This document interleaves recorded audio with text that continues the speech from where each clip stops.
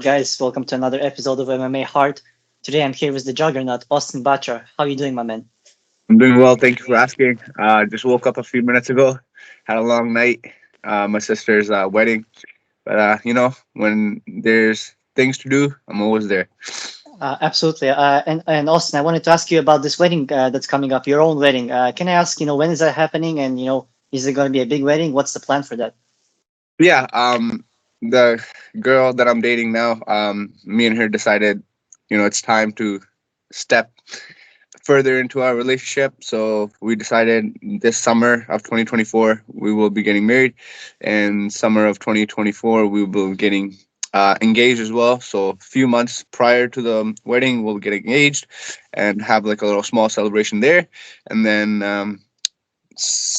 have the same people that were there for the celebration come to the wedding, and just a few more people, not too big, but yeah, I'm thinking just a few families, her side, Amazing. my side, and just have a blast.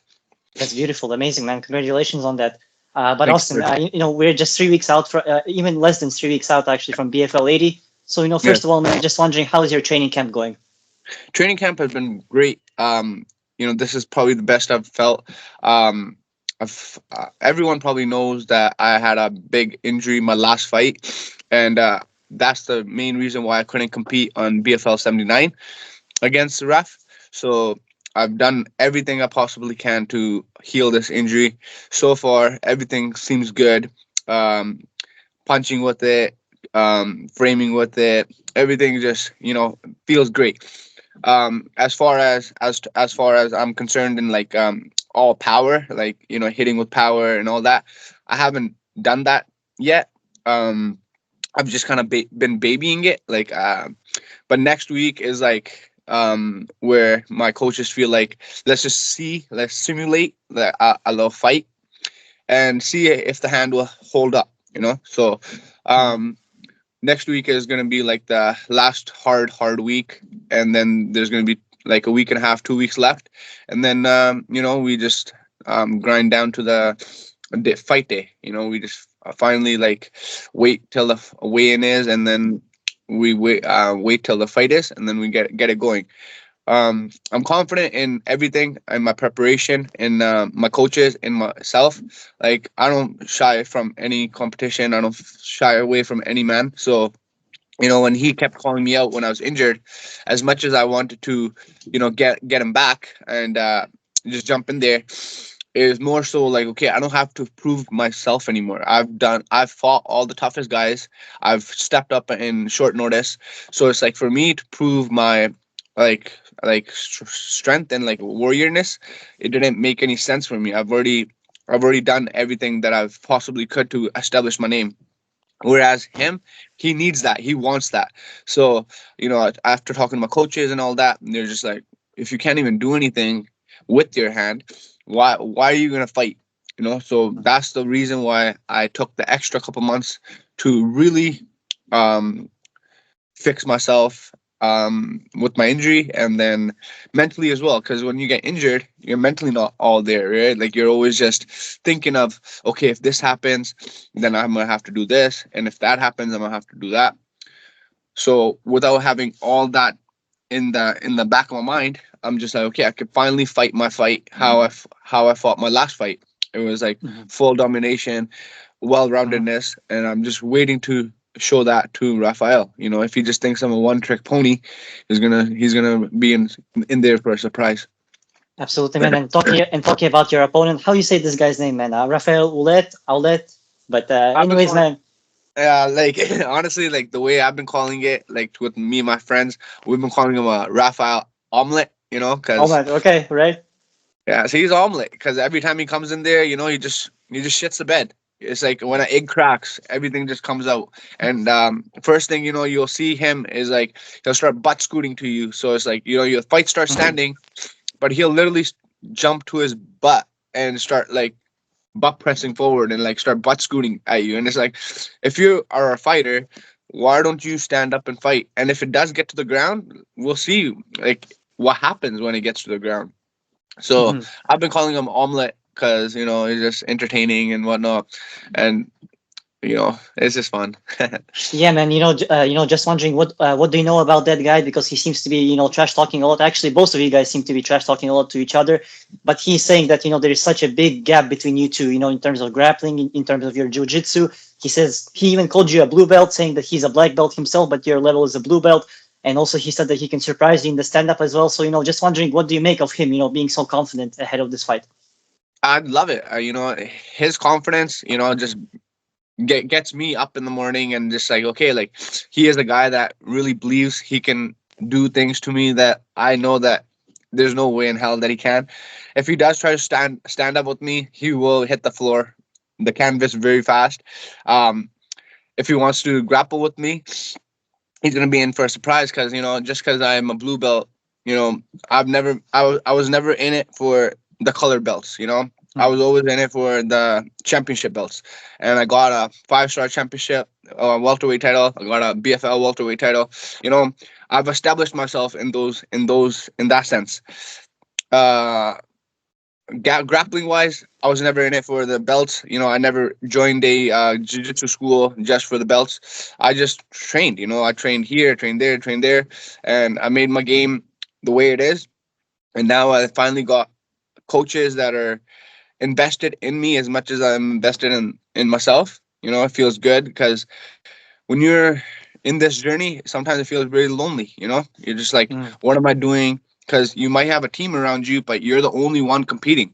You're the only one stepping in there, and it kind of gets lonely. When you don't come up with that win or you come up short. But then when you realize from a bigger perspective, you're like, okay, like this whole thing that has been created, it's because of me. If I didn't put myself there, none of this bright lights, none of this action, none of this show would have happened.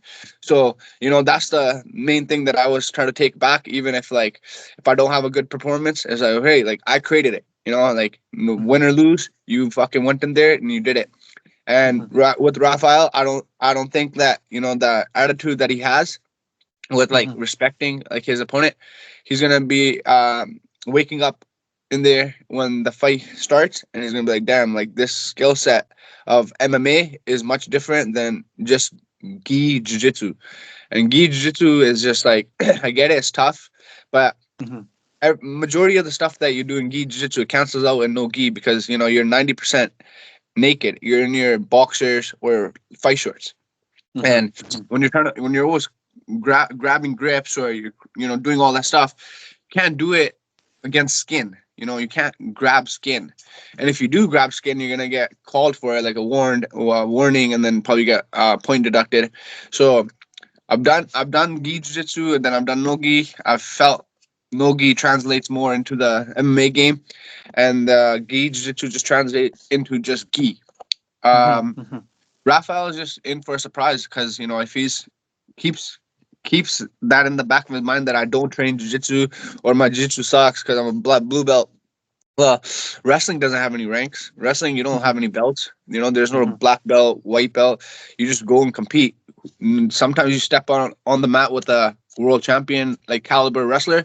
Sometimes you'll um step on the mat with uh, a guy that like works at your local McDonald's, right? So it's like the level of competition in wrestling, it can vary because you don't know who you're stepping up against. That's the best like feeling that you get. You two warriors are stepping in there and just seeing who's stronger, who's technical, who's smarter, and who can kind of adjust themselves on the fly. Because if imagine, say he is more talented and technical, but say you have heart and more strength, you can probably outmaneuver him in some ways and get that victory. And that's the same mindset that I have with Raf. Raf might be like this world caliber grappler, but I'm the hungry, dog that is climbing, climbing, climbing. And if you're gonna say that I'm a blue belt, cool. Let me show you what my blue belt techniques can do to your black belt techniques. And mhm. if I smash you, I want that black belt, then motherfucker. You know what I mean? Yeah, yeah, yeah. Give Yeah. me that And black belt that your brother gave you. and Austin, I want to step back here for a second. So UFC 300 just wrapped up. A lot of lightweight action on that card.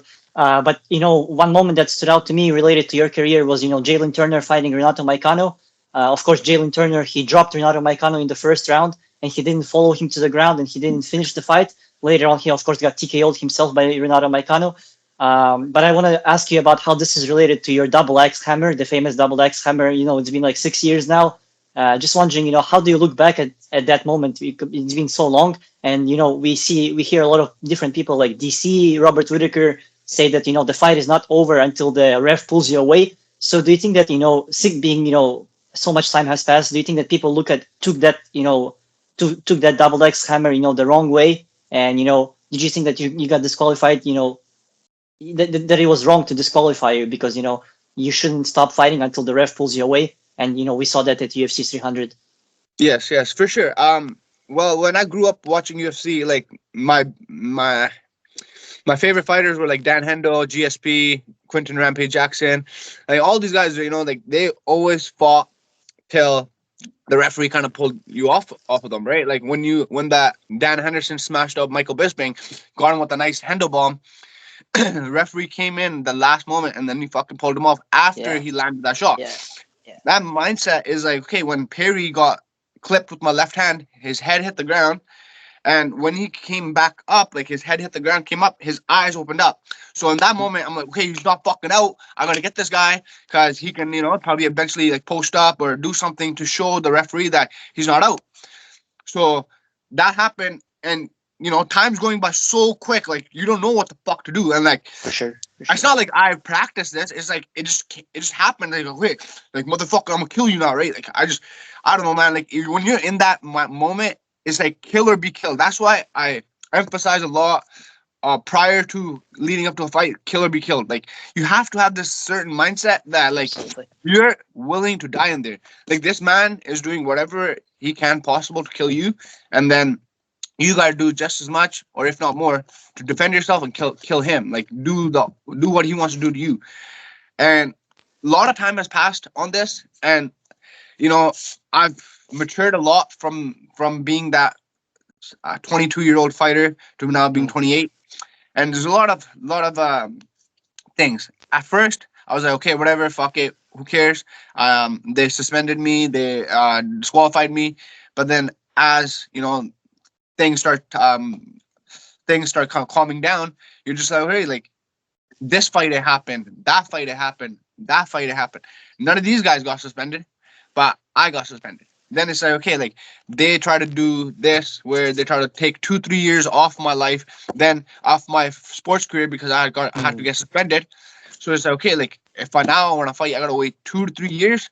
So I have to like fight them against that like suspension. So I have to get that into half. So now instead of waiting like 2-3 years, you're waiting like a year and a half to finally get back into sports. So that took like a mental toll on me too.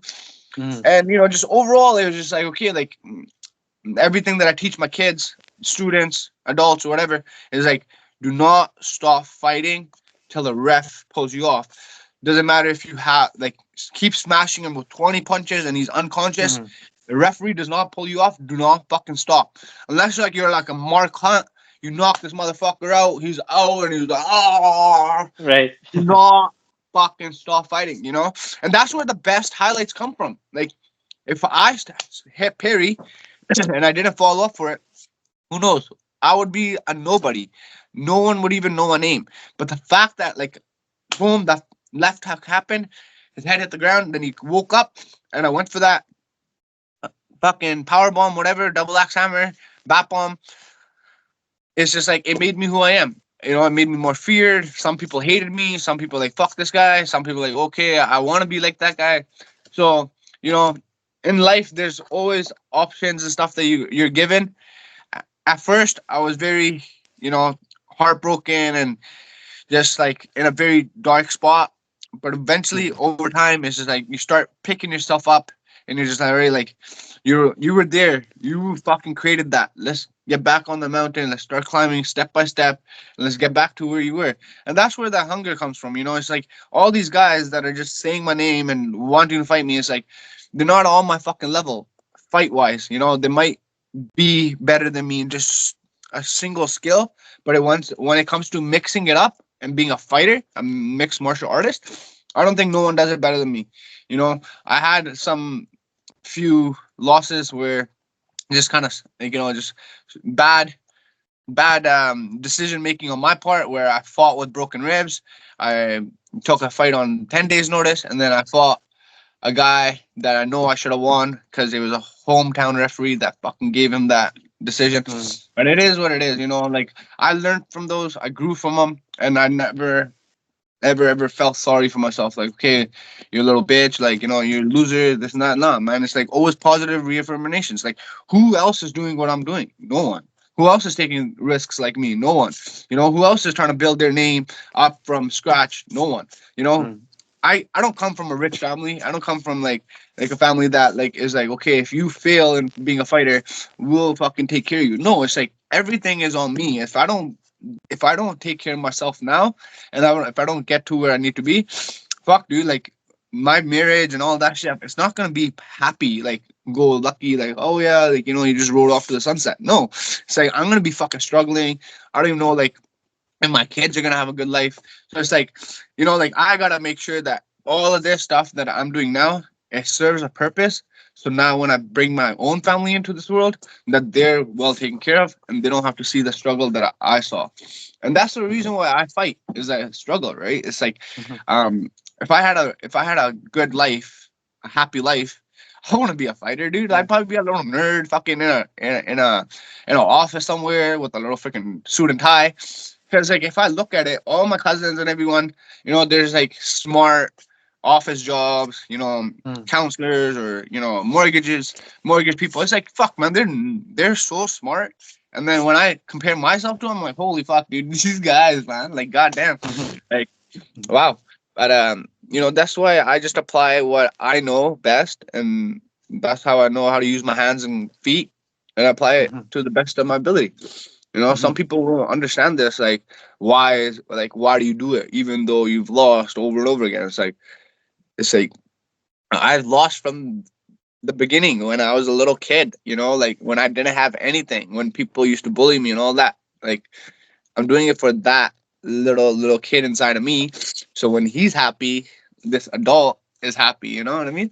Absolutely, absolutely. And Austin, you know, in his post-fight, you know, speech in the octagon, Renato Moicano, he said that he cannot afford to lose. He said that, you know, Yeah. no matter what happens, no matter what kind of adversity he deals with in the cage, he just cannot afford to lose a fight.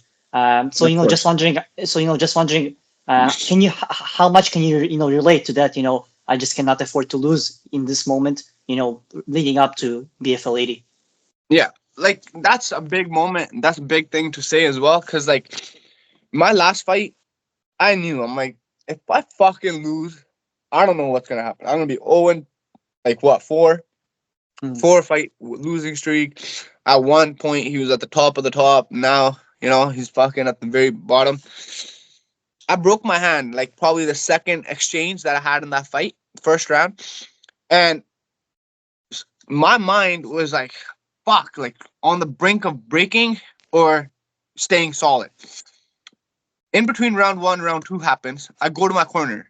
Coach Devlin, my jiu-jitsu coach, he's like, I tell him, like, hey, coach, I think I fucking broke my hand.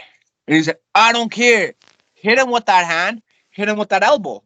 Boom.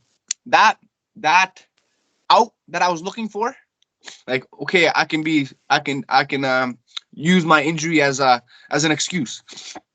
No way. Boom. It went out.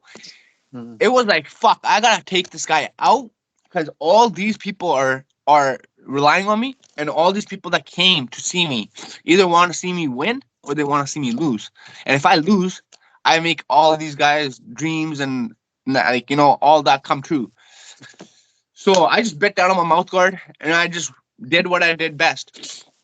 My whole game plan was to, you know, pick him apart, hit him, a couple combinations, blah blah. That shit went out the window, bro. Not even gonna lie. Second round comes, I'm just like, you know, high guard, baiting him in, giving him a little shot, moving around. And then we watched tape on him, and he throws a combination, and he'll go for a takedown. So I drew him in, threw his combination, and boom, he went for a takedown. I cinched up a guillotine, whatever, and then I modified it into a ninja choke, so without the arm.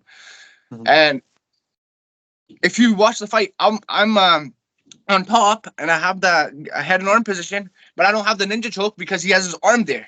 So I'm manipulating him by doing some stuff to his mouth and nose. I'm just going like this, and then he finally takes his arm out to fight that hand, and then he takes his hand out. Boom! I cinch up the ninja choke, and I lock that bitch in. And I'm telling you, Max, bro, I go to the back and I'm dead. I'm puking everywhere. My body's shaking, adrenaline dumped, But it's those moments where it's like I've mm, I've fucking fixated in my mind. If I step into that octagon, that bell goes. There's absolutely nothing that's gonna stop me from winning now. I've seen I've seen where I can take myself to the brinks of hell. I can go all the way down. I can be thrown down, but I know how to pick myself back up. And with this new fire that I have, this new mentality that I have, and the thing is, I have a strong team of individuals now. Before I was always like going here to train, going there to train, and trying to have a fucking team, family environment. Now that I'm finally back where it all started at Mamba, I have my head coach, Mamba. Then I have my MMA coach, Ahmed. Then I have my striking coach, Jason and Liam. Then I have my jiu-jitsu coaches, Devlin and Ahmed. So it's like all of these coaches that I have access to now. It's not like I have to go and beg them for their time or just like when you go to some gyms, like you kind of have to like suck up to their teacher and shit. I don't have to do that anymore.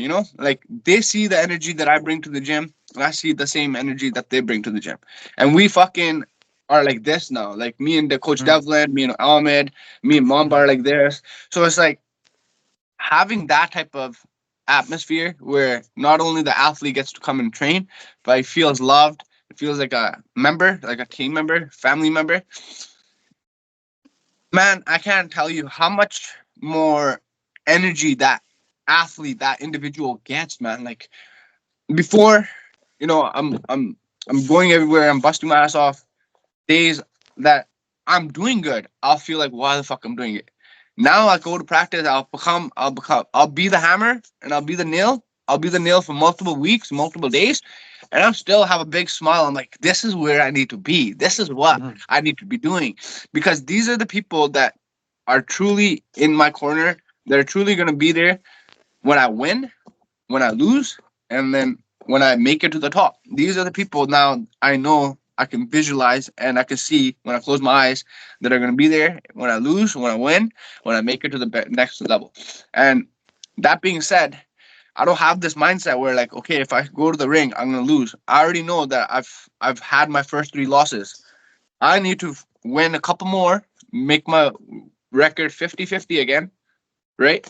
And even a winning record of 4-3, and then get to a contender series spot or get to ONE FC, fight night card, get into even PFL or Bellator, and like those are the top 3-4 organizations that I've always had my eyes on. And when I was young, in my early 20s, I always thought big balls, fearlessness, and just always wanted to fight will get me there.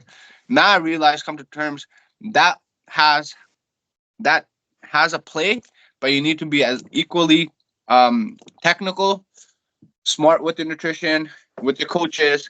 So the growth that I've had from these losses, I wouldn't have had if I kept winning.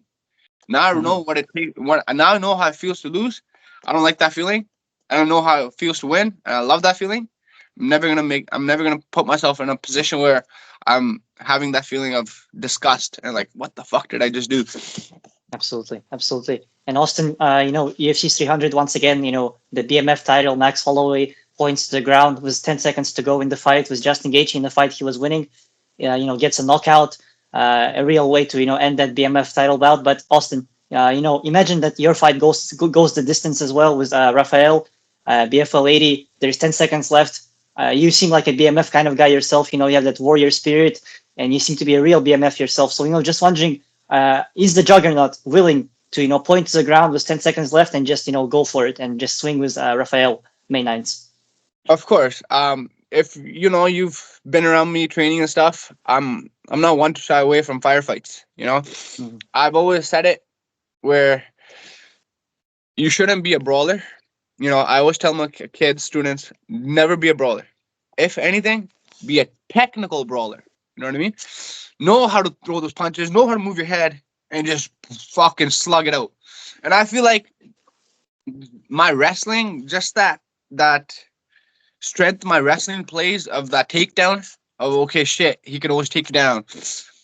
That plays a big part of when I wanna slug it out.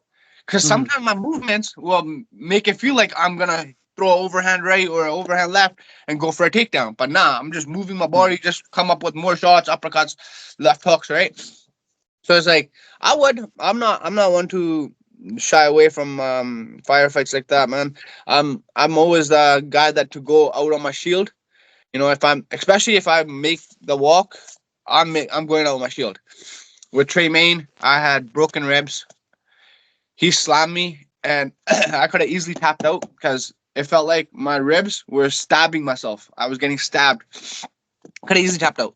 But I'm still trying to work for positions, trying to move his arms, trying to block his shots. Just do enough to survive. Mhm. The fight's over. I go to the back and I look at my ribs. My ribs, till this day, bro, they still like stick out from right here. Till this day, Wow. me and Tremayne, like we had our fucking back and forth, but now, I feel like he's a good guy, hardworking guy, but Mhm. he knows how to sell a fight. He knows what he's doing Yeah. because he made me fight a totally different fight than I wanted to.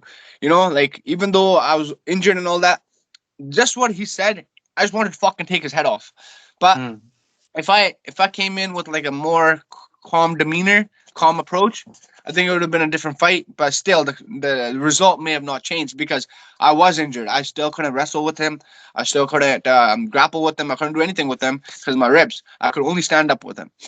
But he's a very good guy at getting under your skin and playing that psychological battle. Because you know, Tremayne is a fucking character, man. Like, he fucking pissed me off to a point where, like, I literally wanted to eat this guy outside of fighting. Like, I'm like, fuck this guy. Mhm. We're gonna find out where he lives. He's a piece of shit. He's not only like fighting with me, he's fighting with like 16-year-old kids, 17-year-old kids. And I'm like, what the fuck's he doing? Like, this kid's a coach for adult kids classes and he's fighting with kids. Like, how stupid can you be? So it's like, Mhm. yeah, he knows what he's doing. I give him props and stuff to self fight. Him and Jaden's gonna be nuts, especially if Jaden comes with a calm demeanor, not with the demeanor that I had of like, okay, I'm gonna kill this guy. Because Tremayne, he knows like this is the way to get under Jaden's skin because none of Jaden's opponents talk shit. Even the fight that Jaden lost when he got injured against Bryce and him never talk shit. They're just two Yeah. fucking solid warriors, just went at it. Tremayne and him are gonna be nuts. I feel like this is gonna show Jaden like full well-roundedness because everyone's like keeps doubting that his ground game sucks or this sucks, Yeah. and then for Tremayne, this is really good for him because everyone keeps doubting, like everyone keeps counting him out as like a 50-50 fighter. But thing is, he's fought everyone. He'll fight anyone, and that's what I like about him. I see a little bit of myself in him in Tremayne where he'll fight anyone and everyone. Then I see a little bit of myself in Jaden where Mhm. he's this crazy fucking striker, and we don't know about his ground game yet. But he has all that hype, everything. So it's a make it or break it moment for Jaden because he Mhm. has less fights, whereas Tremayne he has about 10 pro fights plus an amateur career. So it's like damn. As an analysis, if you do analysis of everything, Jaden has more to lose than Tremayne because Tremayne, if he loses, it'll be okay. Like fucking, he's a Yeah. 50 Yeah. fighter. But if Jaden loses, it's like fuck, dude. This 50-50 fighter beat this prospect, and it's like, Yeah. damn, like like it can go either way. That's why I love this sport so much, and I follow it. Till the local level to the highest level. It's like like you learn from every point. You learn from every person. And when I was young, I love playing that psychological um, game of this sport. That's Mhm. that's when I made Tremayne almost kill himself for fucking making weight. He thought I Nice. wasn't gonna make weight. He thought I was like, doing all this shit. But he doesn't realize I show you on social media what I want to show you. And Mm. even if it's a joke, if it's serious, if it's not serious, I'm showing you because I want you guys to see this. Mm. So Tremayne, he'd always see me like fucking post like me drinking Coke can or anything, but he doesn't realize I'd only take a couple sips of the Coke or one sip of the Coke and just have my friend drink the rest, and then the last little bit I pretend I'm drinking it, and then I'm like, oh yeah, I Mm. finished the Coke can. What weight cut? Blah blah blah. And then during the weigh-ins, this guy probably like suffered like to the point where like I didn't even know like if he was gonna be healthy the next day. But that's why I love each aspect of fighting, not just the physical aspect, the psychological, the mental, the spiritual, and just everything. Because from since time, that's all what humans and Neanderthals and fucking whatever Homo sapiens and shit what we were, man. That's all we know is fight, conquer, go somewhere else, fight and conquer that, fight and conquer this. So it's like this is probably the freest I get to be because I Absolutely. don't get in trouble for this day. But yeah, I'm just looking forward to May 9th. May 8th is like the main fight, the fight against the scale. But Mm. then May 9th is when we get to have fun. Yeah, man. If I can just quickly give my 2 cents on Christian Tremaine as well. Once I posted the interview with Jaden, he commented on it and he messaged me saying that he's gonna be waiting for his interview invitation from me. I said, yeah, for sure, I'm gonna invite you as well. I then post a story. Pretty much he was saying that he's gonna submit Jaden, and I posted a story saying that he will submit it himself 3 times in the first round. So I just said that I find that funny how he thinks he will submit Jaden if he will submit it himself 3 times. Yeah, man. After that, he just blocked me on Instagram. He blocked me my personal account, my MMA page as well. So I just found that funny as well. But he seemed to be like a guy who would trash talk a lot, but he ended up blocking me. So Yeah, I the guess thing is, he can dish it out, but he can't take it. So mm, it's like, maybe after the fight, maybe after May 9th, maybe he'll unblock you and stuff like that. But that's what Tremayne is, man. Like at during the fight week, during fucking a month after the fight, couple months after the fight, I hated that guy. But as mm, like this person talks, that person talks, he just like randomly like shot me a message. I shot him back, and then it just like turned from being some weird shit, like weird energy, to like, okay, you're neutral with me, I'll be neutral with you. If I ever cross paths with you, I'm not gonna like try to kick your ass or like jump you or mm, anything. It's like mm, we're neutral. If you want to fucking make it go bad, we can make it go bad. But if you want to keep it cool, we can keep it cool. Like I'm not one of those guys that like go out to seek like mm, violence or mm, problems and stuff. Because like what kind of coach would I be if I'm the one out there in public fucking fighting people and getting in bar fights and all that? Like I don't even go to bars and stuff, bro. Like I haven't drank mm, alcohol for 4 years. 4 years, it's gonna be 5 years in October. So it's like mm, like I just smoke weed. I try to lead by example. Even the jobs that I do, like I was working at a nightclub, but then I have kids that I'm coaching, and I'm like, how the fuck does that make sense? I'm telling these kids not to go to a nightclub, and then I'm working at one. So same thing. Like I lead by my I lead by my actions. So I ended mhm, up finding a different job just to mm, show these kids that hey, coach doesn't do this. Coach doesn't live like preach about this life. Why do this, right? So mhm, I'm a very I try to keep myself. I try to think of myself as a very like uh you can kind of look at me and like see the individual I am. Like my mhm, actions speak louder than my words, you know. So what people say about me might not like align with me. Some people are like, okay, this guy's a bully and all this stuff, but then when they come to see me, they'll be like, oh, this guy's such a sweetheart. Like, he has such a big heart. He's so mhm, welcoming and stuff like that. Because like I said, what I want you guys to see, I'll show you guys that. And then Mhm. what I don't want you guys to see, I won't show you guys. Like when I was battling this injury for so long, I wasn't posting anything of me training. I wasn't posting anything of me doing weights, nothing. I was just babying my hand, and I was just like posting funny clips and me doing my little comedy skits and stuff, right? Because I was just Mhm. taking people to mind off of what happened. And now that we're able to punch, we're punch. Everything's good. Test it out next week to see if I can actually put full power into him, and let's Mhm. go from there. I'm very Mhm. confident. I'm very very confident that I will make the walk, and get to have my hands on him. Only thing that will stop me from not getting my hands on him is like if I'm going through my sessions and something doesn't feel right. I know myself now. I'm not gonna fight injured because there's no point of me doing that now because I've established my name. If no one knew who I was in this community, even Mhm. in local community in BC, then I would be like, okay, I gotta make my name. I gotta do this. I gotta take all these tough fights. But like I'm saying, I'm doing my thing. Everything's good. I feel good. I'm on weight. I'm on track to being weight. Start at camp, I was like 181. Now I'm sitting at 168.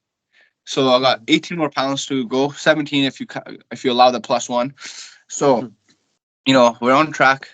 3 weeks, 3.5, 2.5, 3 weeks, whatever. And Mhm. yeah, next week I'll check in with you and I'll tell you like just between me and Sure. you, I'll Sure. tell you like after like my session if like hey like we're on board, or if we're Mhm. just like okay like shit's not going well, we're still experiencing injuries, then we're just gonna let the camp know as well. Like I'm not a disrespectful guy in terms of not telling my opponent. I'll reach out to him, and whatever he replies back with, that will show me his character. If he responds back respectfully, I'll know he's a warrior and all that. But then if he lashes out like, "Oh, you're a bitch, you're a pussy, haha, I knew it," blah blah, then I just kind of know like this guy, he's not gonna get far in this sport. And his brother is the one that's actually credible in a sense where him and Vogel put on a fight of the night again when they fought for the 145 title. Him and his brother, if Nick and Raph fought, I think Nick would do very bad things to Raph, but that's Mhm. just a different topic for a different day. Mhm. But yeah, man, So. sorry, but Mhm. yeah, man, I'm fucking feeling good. This camp was good. It's probably like 10-week camp because we've just been in rehab for my hand and all my injuries, and then once I finally got the okay to train, I've just been in camp since. Mhm. Mhm. And Austin, going back to May 9th, obviously, BFL implemented that RMF title as well, ruthless motherfucker, a BMF Yeah, title right there. Just wondering, would you ever, down the line be interested to, take that title as well? of course. Like I said, I don't do this shit for the colored belts, right? Like blue, white. I do it for those belts, the championship belts. And Mhm. if BFL ever gives me that opportunity, which I will demand it, because if you want to be ruthless, you gotta fucking do some ruthless shit. And Mhm. I'm pretty sure that with the resume that I've had, with the popularity that I've had, I wouldn't be surprised if I get the shot a year, 2 years from now. I know I'm not in the position for it now because I haven't fought for BFL much lately, and they've had more guys, like new guys from Mexico and all that, come in and they Mhm. fight for BFL more and more Mhm. often. So I feel like if I work my way up and I don't cut any corners, I don't take it from someone. I will be fighting for the RFML RF RMF. RMF title. Yeah, ruthless motherfucker. Yeah, and I guess it'll be against one of the Ashes. It'll Right, be right. either Ashton Carton or it'll be Ash Mash. So Yes. I think Ash Mash gets it. I've trained with him, and he possesses a lot of power. And not only does he possess a lot of power, he's gotten well rounded. Like his biggest weakness was his jiu-jitsu, Mhm. and he himself acknowledged it too. Like he didn't train jiu-jitsu, he hated it, blah blah. But now he's in the trenches. And a guy that, is a fucking veteran in the sport, for him to really put himself in bad positions like jiu-jitsu, grappling, wrestling, that shows you the mentality that he has. He's not here just to fight and be like, ha ha ha. He's here to fucking get back to what he once thought he could be, a world champ. Hmm. Hmm. And our FM title, whatever, is good. I like it. I think if he can get past that tough American, fucking, it's gonna be a good fight for anyone. Because I see like if when when uh when Rodrigo fucking knocks out Dario or takes his Hmm. soul, I think that Hmm. fight will be really good to make Ash versus Hmm. Rodrigo, because like they were supposed to fight as well, but some shit happened. Hmm. And then I just feel like there's not much options for Ash in terms Hmm. of like who he gets to fight, because majority of the people that he could have fought are all his teammates now at Universal or here or there. So it's like Dayan could have been a good fight for him too, but him and him are like best friends. So it's like there's a lot of things that Ash could have had if he didn't really have too many friends. That's why I Hmm. don't try to have too many friends. I just have like my one or two academies that I go to, and I have like specific like academies that are just boxing, or just jiu-jitsu, or just taekwondo or something like that. That way they never interfere with me, because like they're never going to be MMA fighters, and I'm never going to be like a taekwondo guy or a jiu-jitsu guy. So it's like Hmm. I'm never going to compete with them, they're never going to compete with me. And that relationship that you get built is it's beautiful, because like I just feel like more people you have that are in different skills, and then you can kind of go and work with them, it adds to your growth, because now when you bring that all back to your MMA gym, you can kind of start doing these things that only that skill set can provide for you. Hmm. And that's where I just feel like my game it has evolved, because I've never taken time to feel bad for myself or put pity on myself. It's like, all right, you lost, get back to work. All right, you won, get back to work. All right, you lost, get back to work. Are you injured? Okay, heal, get back to work. All right, you're this. All right, get back to work. I've never been like satisfied, and even when I've been a champion or not a champion, I've always been on the grind. And if you ask any of my close friends and stuff, they're just like, dude, like this is his whole life. I don't try to go out. I don't Hmm. try to like party. I don't try to do any of this stuff.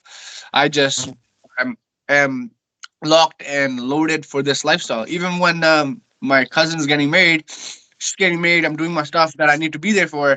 I look at my time. I'm like, okay, I gotta get out of here. I run. I leave the ceremony for an hour and a half, 2 hours. I went and sparred with my team, and then I came back. I showered up and everything, and then came back to the wedding, and I participated in the um, wedding ceremonies and the functions and stuff.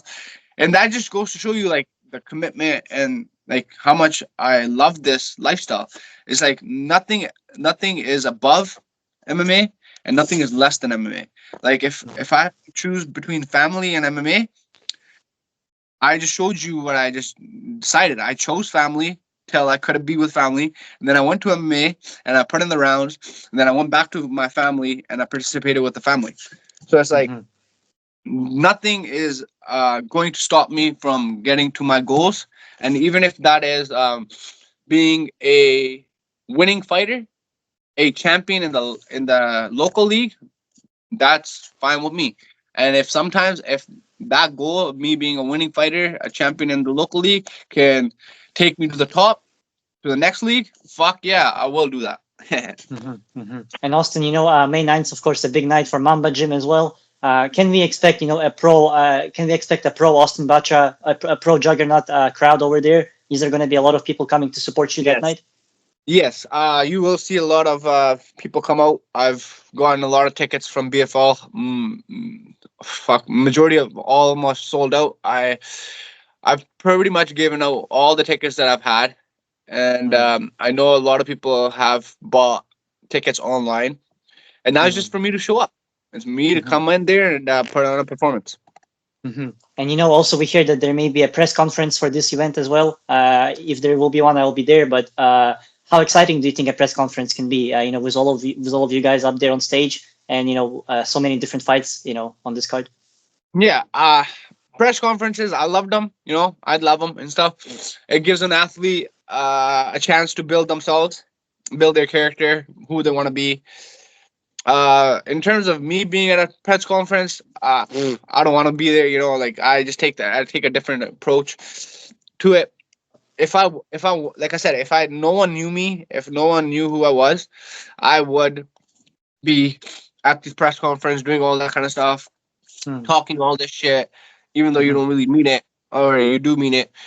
mhm, But it'd be a good opportunity for the guys that aren't known in this sport, that have given everything for this sport. You know what I mean? Like,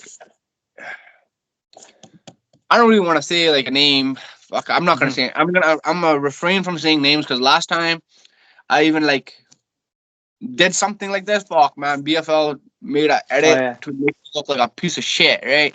So I'm gonna refrain from saying names, but there are names on the BFL roster where like they have had fights. They've highlighted multiple main cards, but no one knows them. Like, um, and then you have guys that come into BFL, they fight one or two times, and everyone knows them. So this press conference is a very good way to build people up, especially the ones that no one knows, and it gives them a chance to kind of see and feel what the big leagues do. Because when they're at UFC, when they're at Bellator, one FC, if they can't handle the pressure of media, they're Mhm, they're gonna get released. They're gonna be like, dude, you don't talk, you don't bring in the eyes, you're not entertaining. Like, what the fuck are you? So mhm, yeah, man, mhm, you gotta have the full package. And I feel like I had that. I had the talk. I had the camera skills. I had everything. I just didn't. My fight skills was just lacking. And now that everything's up to par, we're gonna see the most entertaining, most fierce, most powerful, most fearless Juggernaut that steps into the BFL cage, or any cage. Let it be Unified, let it be Mamba, let it be BTC, Fight mhm, League Atlantic. Any of these fucking mhm, cards can get me on there. mhm. So it's I good. see. And man, you mentioned that you used to be a middleweight. You used to fight welterweight. Do you think that carrying that power all the way down to lightweight, is gonna be something that Raphael won't be able to handle? Yeah. Well, I used to wrestle at 225 pounds. Wow. 225. But it's a different sport. Wrestling is totally different than MMA. I came to my first MMA practice under Coach Kaltar, and I lasted about 30 seconds into my Mhm, sparring round. 30 mhm, seconds. Okay. In wrestling, I could have go 2 minutes, no problem. Stall on the wrist, fucking clinch up and stuff, and just like waste time. But in MMA, there was none of that, man. It was like fucking kick and move, punch and move, fucking fake takedowns, feint, feint, feint. And you're just like, whoa, what the hell just happened? Like this so much mhm, different than what you see on internet or on the TV. But that's what made me fall in love with this. Like, damn, I never want to feel like that ever again. How these teammates made me feel, I wanted to make that same feeling to other people. I wanted to make them feel that same way. So yeah, man, being this big guy that didn't really have a gas tank, you could say, to now being this lean, strong, muscular fighter, I feel like it's paid off a lot, man. Like, I couldn't do this without my friends and family, my coaches, my nutritionist as well, Coach TJW. That mhm, guy's the man. I love him, Coach TJ. And that guy, one thing that he's told me, man, and it's made a big sense. It's like, it's science. Like, your body mhm, is science. You're made up of cells, and if you don't know the correct way of eating, how to hydrate yourself, what to eat, you can be doing all the great things in fighting, your training, and all that. But if you don't have a clue of how this gets uh, trans over,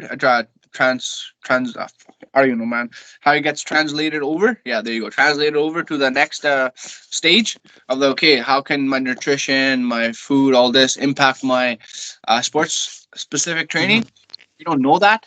You're just gonna be a fish out of the water, right? mhm, So I was a fish out of water for a long time because I was training hard. I was doing all the right things. I'm putting in 2 times a day, like morning training, evening training, but I just didn't know what to eat, how to eat, and the structure of like a weight cut look like, a weight gain look like. So having him in my corner, Coach TJ, has been a blessing because there's been moments where I'm just like, I don't even think I'm gonna be able to cut this much weight. I not Me fighting at 155 was like I would deem it impossible. But now me cutting to 150, I'm just like piece of cake. It's all good. I can do that. But Mhm. that just goes to show you that the growth that I've had in this sport. Because when Mhm. you first start it, you're like, okay, I don't even think I can do this. I don't even think I can do that. But now when you're like at this stage in this sport, you're just like, whoa, I came so far. I'm able to do all these things and more. You start believing Mhm. in yourself, and like this new aura that starts coming off of you. You know, either people love you for it or people hate you for it. But you know, as long as you love yourself, that's all that matters. Just don't get Mhm. lost. Just don't get lost in the sauce of like all this um music, celebrities, events. Just don't get lost in that because just as fast Mhm. as you get it, it can go just as fast. You can lose Mhm. it Mhm. just as fast. Mhm. And Austin, just a couple last ones before I let you go. What is the Juggernaut's ultimate goal in your MMA career? Is it to get to the UFC? And how close do you think a big win on May 9th is going to put you towards Dana White's Contender Series, if that is the ultimate dream? For sure. My When I first started mixed martial arts, my goal was to be a UFC fighter. But Mhm. then, as you suffer a little bit of losses and all that stuff, and you get a reality check. Now I'm just happy with like fighting in a big league. Like if I can even make it to one FC, PFL, Bellator, UFC, even the Middle Eastern leagues, right? Brave FC or those ones, even Khabib's Eagle FC, right? So it's Yeah. like I've I went from putting myself in just a singular category of like, okay, I want to be a UFC fighter, to now keeping my options open and just being grateful that I even have an opportunity to be there. Because there's a lot of fighters that go 0-3 that will quit and just be like, okay, I'm done. I want to prove it to myself that all these losses that I've taken, I could have won, I should have won, and now my actions speak louder than my words. I'm 3-3, 4-3, looking for my title, looking for my opportunity to be in those organizations. As far as like a big win over May 9th against Raf, I don't really think it does much for me because Mhm. I'm the one that's fighting a smaller opponent. I'm the one that's taking more of a risk fighting him. I think it does more for him than it does for me because he's fought nobodies in BFL, and the first somebody that they did give him, Makende, he fucking shot his pants. Like he didn't even fight. He just stood there like a deer in headlights and just like, keep hitting me, daddy. Boom, boom, boom, boom, boom, boom, boom. Right, just like he was a punching bag for 3 rounds. So the next opponent that they gave him a dinky ass Mexican that was like 2 feet tall. That I can guarantee you, I can get like a guy that's been training at my gym for like 2 months. I should go shit kick that guy. So it's like, yeah, like this guy got a reality check by McKenday. Then he got asked BFL for a dinky ass opponent. Same thing with his brother. Him and his brother always do that. They fight nobodies. They claim they are somebody's. So it doesn't really do much for me. May 9th. For him, it does a lot. So it is what it is. I'm Mhm. used to these positions. I just like to shut these hype trains up, and just yeah, get to show why I am myself. Like why these guys always keep. They shouldn't underestimate me because I'm not the same fighter that I was 5 years ago when I went viral, and Mhm. uh, or when I went from being that viral fighter to being this pro fighter that doesn't have a proper gym. Because when I did go pro, no one really wanted to associate themselves with me because of my viralness, right? So it's like, shit. Now you're doing everything on your own. You're doing everything in your garage. So it's like, imagine that, brother. When you have a Mhm. team and everything, and then boom, you get kicked out, and then now you're doing everything from your home by yourself. Hmm. That's Hmm. crazy. Now, now, Austin, yesterday Karate Combat 45, Luke Rockhold knocks out Joe Schilling. These dudes are, prior to the fight, leading up to the fight, they're, squaring off, face to face on the Dubai frame, beautiful location in Dubai. Would you ever consider, fighting internationally yourself, going to Yes. Dubai, going to all of these places and, doing that as well? Yes, I'm absolutely impressed with how far Karate Combat has come, especially with the new president, the Steam guy. Hmm. So I Hmm. feel like he's gonna do a very good job of taking Karate Combat to the next stage. And I wouldn't even mind fighting Karate Combat because they do allow takedowns and stuff. It's just like Hmm. there's no submissions and ground and pound. So it's like, what am I really good at? My boxing and my wrestling. I can just take the guy down, give him a couple of shots, and boom, get stand back up and start, punching him in the face or kicking him in the face. And I like that little new design, the pit. It's pretty cool. It's like, you can Hmm. take him to the end, have the guy lean back, his feet still touching the ground, and you can still start smashing on the ground or Hmm. sideways. Hmm. You can't even Hmm. call it the ground because you're Hmm. literally standing, but on an angle. I like it. It's cool. I like the concept of it and the way that he's promoting it, like he did that India Pakistan Yeah, rivalry, yeah, and that's right, that's right. all that. It's pretty cool, right? Like I like it. It got me interested in it, and it's like, Hmm. damn, like I would love to fucking fight for Karate Combat. And the thing is, Karate Combat, when you go and fight for them, your record is 0-0 because it's not MMA, it's Karate Mm, Combat. So like right, for me, right. it's like, okay, instead of my 1-3 record going and being 1-3, I'd be 0-0. I would, how much more confidence that I would have because like now I'm an 0-0 fighter, and like this whole world won't see a 1-3 fighter. It's like, damn, man, I'm fucking so confident, and Hmm. let me at him. Yeah, man, I'm very open to it. I already stated I would even fight for Brave FC, Eagle FC. Um, yeah, man, it's just like those people in Middle East, they know how to take care of you. They know that America isn't the only place for the riches.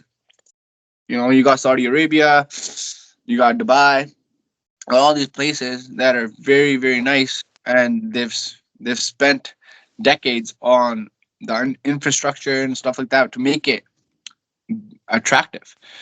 And yeah, who wouldn't want to like escape like their own little hometown area, local area, and go fight somewhere else that they've never seen before?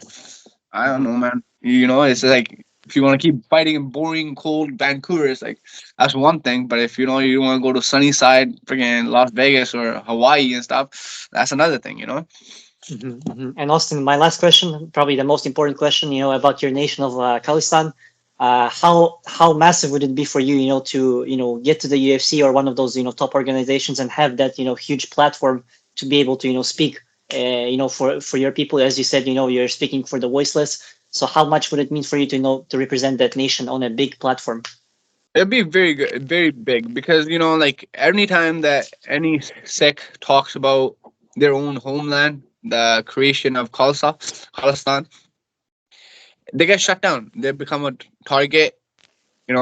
Indian agencies, they will send people after them, and I know that if I get big enough, I get my voice big enough, that I'll be a target, and I don't care. That's what our gurus are, that instilled in us is like fearless warrior. Like, don't be scared, fight the injustice, stand up for what's wrong, what's right. And Hmm. that's what main thing. I got to a position where people are asking me to do Bollywood movies, music videos, and getting like millions and millions of views and stuff. And Hmm. I'm just already like, I'm gonna use now this platform that I have to talk about my people. It's like we've had it. We've had Khalistan. It was under Maharaja Ranjit Singh's time. He was like the commander in chief of it. Brit- the British came and put all of it into like India and gave India the rights. At that time, they're like, okay, like everything's gonna be equal. But then when British left, India made the Muslims, the Sikhs, Christians, all second class citizens, even worse than the animals. We get treated worse than the animals. And that's that. Since 1947 or earlier, we've been getting killed We've been getting raped, tortured, thrown in jails just for speaking about our own homeland, our own country that had, we once had. So, I just feel like if I keep talking about it long enough and I get the youth that are born and raised in countries outside of Canada, I mean outside of India, I feel like it will bring in a big um, movement from around the world. And when you have so many youth talking around the world, not just a single guy like from Abbotsford talking, I feel like it'll draw in more impact. The main message that I want to get is like I never wanted to leave this opportunity wasted. Like I have this big platform. I get to talk to journalists like you and other social media people. I just never wanted to not talk about this. Like I'd be doing my people injustice for not talking about it, because like too many people are afraid. They got this thing in the back of their head that if they talk about Khalistan or they talk about their own people, that they're bad people. And it's like, no, dude, like this is what is close to me. This is what's close to my family. And if it wasn't for all that war stuff that was going on back home, all of these people that are now in Canada from India, they wouldn't have left India. They would have just stayed back home. But they had to leave. Like my parents had to leave. Then my friends, like all these people that you see around the world, they had to leave their own home countries because of what's been going back home. Same with like the refugees that are coming to Canada and all that. It's like it's fucking sad, but you need to have this diamond in the dirt, just being that voice for the voiceless. Like, and I feel like I am that diamond in the dirt. And if I just keep it consistent, I keep up my winnings, and I'm at a bigger platform. I feel like I've done my job. And if I get just a crack of like, okay, like we will start like making these small steps to creating Khalistan again, like how big that would be, like big moment, Mm. because we got grandparents that are like 80 years old or 90 years old, even older, that are still alive, that still are waiting for this moment of happening, of Khalistan coming back. And that just shows you how much how devoted we are as a Sikh people to have Khalistan. And Khalistan just doesn't mean it's just for the Sikh people. It means everyone. Khalas means like free, right? And Stan means land. It's like peaceful land. It's like there's no like, okay, I'm brown, you're Asian. We're gonna fucking be above each other. It's like, okay, you're Russian, I'm black. Okay, since you're Russian, you have more rights than me because I'm black. And it's like, no, like everything is fucking equal. Like there's no one that's higher than that other person. You won't be discriminated because of your skin color. Your neighbors won't be like low key hating on you because you're a different caste. It's like there's a lot of ways. There's so much stuff that I can talk about Khalistan that I'm so passionate about. It's just like it's just, we probably have to have a different interview for it. Mhm, But mhm, that is mhm. something that's very close to me. Um, our gurus, like our 10 gurus, 9 gurus, 10 gurus that been here, that wrote, that lived their life, that passed down what they've experienced and what life is supposed to be. Our first guru, he said it the best. He's like, instead of being a Muslim, a Christian, a Hindu, be a human first. We all bleed the same. Like I've fought so many fights, I've wrestled so many guys. Anytime someone has bled, I have never seen them bleed anything other than red. So it's like, I don't know why people get so caught up in like this racism shit and this stuff when we're all one. We're brothers and sisters, just on this planet to do good, and occasionally fuck up whatever, and then just try to be the best we can be. That's the main message. And Austin, before you wrap up, can we get the final prediction? How is the Juggernaut gonna get the job done on May 9th?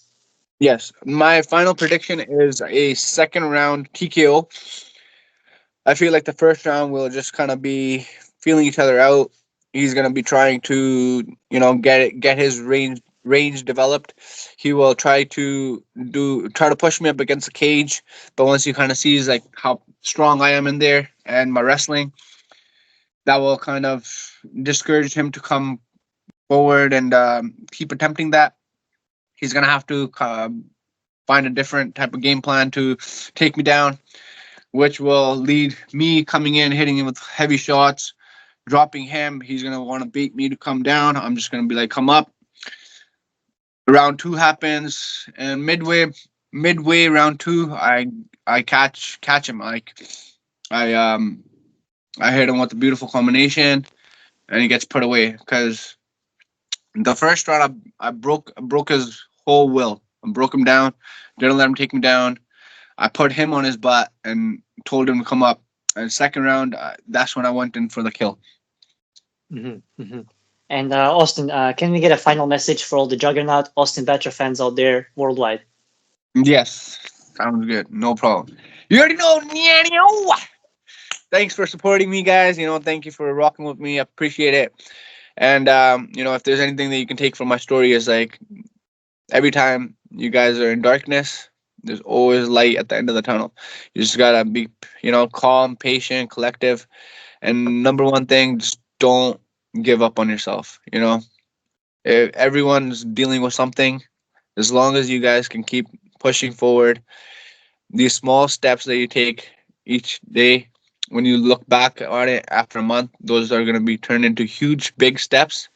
So that's my main message: is like, don't give up on yourself, and keep strucking, keep going forward, believe in yourself. And if I can keep chasing my dreams, being almost 30 years old, what's stopping you from chasing yours? Guys, catch the Juggernaut back in action May 9th, BFL 80. He's going to be there. The Juggernaut, Austin Batra versus Raphael Ouellet. So catch the guy in action. But man, thank you so very much for your time today. It was great talking to you, man. Definitely gonna do more of these, man. And coming to Vancouver very soon. Gonna be there to watch your fight live, man. And can't wait for it.